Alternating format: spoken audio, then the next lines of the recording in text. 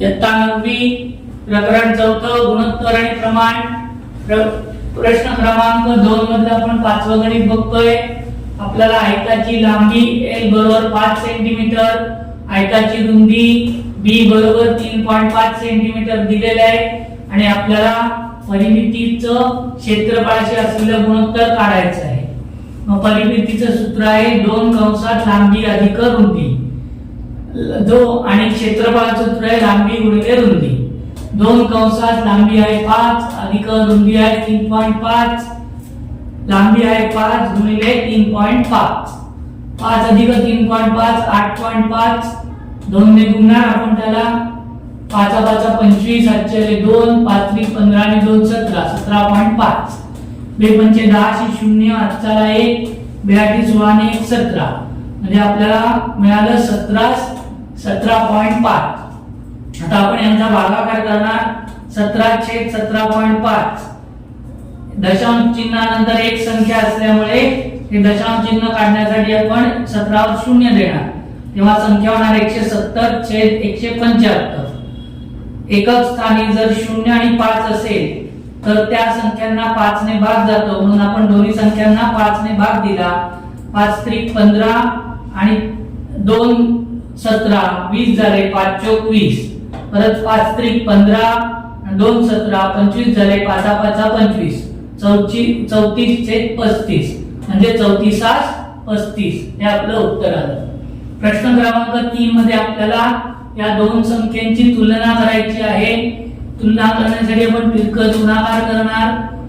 वर्गमुळात 5 गुणिले वर्गमुळात 7 3 गुणिले 3 7 5 35, वर्गमुळात 35 आणि 9 ही पूर्ण संख्या आहे आणि वर्गमुळात संख्या ही पूर्ण नाहीये, म्हणून आपण काय करणार आहोत दोन्ही बाजूचा वर्ग करणार। दोन्ही बाजूंचा वर्ग केला, वर्गमुळात 35 चा वर्ग आणि 9 चा वर्ग। आपण बघितलेलं आहे की हे जे कर्ण चिन्ह आहे त्याची जी कोटी आहे आणि जो घातांक आहे ते जर समान असेल तर त्याचं उत्तर आतली जी संख्या असते तीच येते। हे आपण कर्णीमध्ये शिकलो, म्हणून मी ते उत्तर दिलं 35। 9 चा वर्ग 81 संख्या 35 पेक्षा मोठी आहे, म्हणून 35 ही 81 पेक्षा लहान आहे, म्हणून ही गुण केली। याच्यावरती संख्या कुठली आहे 5 वर्गमुळात 5/3 म्हणजे वर्गमुळात 5/3 ही लहान आहे कोणापेक्षा 3/वर्गमुळात 7 पेक्षा। दुसरं गणित बघा 3 वर्गमुळात 5/5 वर्गमुळात 7 वर्गमुळात 63/वर्गमुळात 125। 3 वर्गमुळात 5 गुणिले वर्गमुळात 125 वर्गमुळात 63 गुणिले वर्गमुळात 5 वर्गमुळात 7। 5 ने 125 ला गुणणार, म्हणून 3 वर्गमुळात 5 गुणिले 125, 63 ने 7 ला गुणणार, म्हणून 5 वर्गमुळात 63 गुणिले 7। 5 5 25 ची 5 आजच्याले 2 5 ने 10 2 12 आजच्याला 1 5 के 5 ने 6 625 वर्गमुळात 625। 7 त्रिक 21 आजच्याले 2 7 सक 42 2 44 वर्गमुळात 441। 625 चं वर्गमूळ येतं 25, 441 चं वर्गमूळ येतं 21। 25 त्रिक 75, 21 5 5 75 ही संख्या 105 पेक्षा लहान आहे, म्हणून 75 हे गुण केलेले म्हणजे त्याच्यावरची संख्या आहे 3 वर्गमुळात 5/5 वर्गमुळात 7 ही लहान आहे, वर्गमुळात 63/वर्गमुळात 125 पेक्षा। तिसरं गणित 5/18 आणि 17/121 तिरकस गुणाकार 5 गुणिले 121 17 गुणिले 18 5 के 5 आजच्याला 1 काही नाही 5 गुणिले 10 0 आजच्याला 1 5 के 5 ने 1 6 6/5 एक तर आपण सरळ गुणाकार करू शकतो। 18 7 ते 26 असेल, आजच्याले 12 18 के 18 आणि 12 30, किंवा अशा प्रकारे गुणाकार पण करू शकतो। 38 56 शी 56 शी 6 आजच्याले 5 8 के 8 आणि 5 13, आपण 8 ने गुणून घेतलं म्हणून 1 0 दिलं। 21 7 21 6 अधिक 0 6 7 अधिक 3 10 0 आजच्याला 1 1 2 3 306। 605 हे मोठे आहे 306 पेक्षा, म्हणून 5/18 ही मोठी आहे 17/21 पेक्षा। तिसरं गणित झालं चौथं गणित वर्गमुळात 80 छेद वर्गमुळात 48 वर्गमुळात 45 छेद वर्गमुळात 27. परत 30 गुणाकार करणार. वर्गमुळात 80 गुणिले वर्गमुळात 27 वर्गमुळात 25 गुणिले वर्गमुळात 48. 80 गुणिले 27 वर्गमुळात 45 गुणिले 48. शून्य लिहिलं.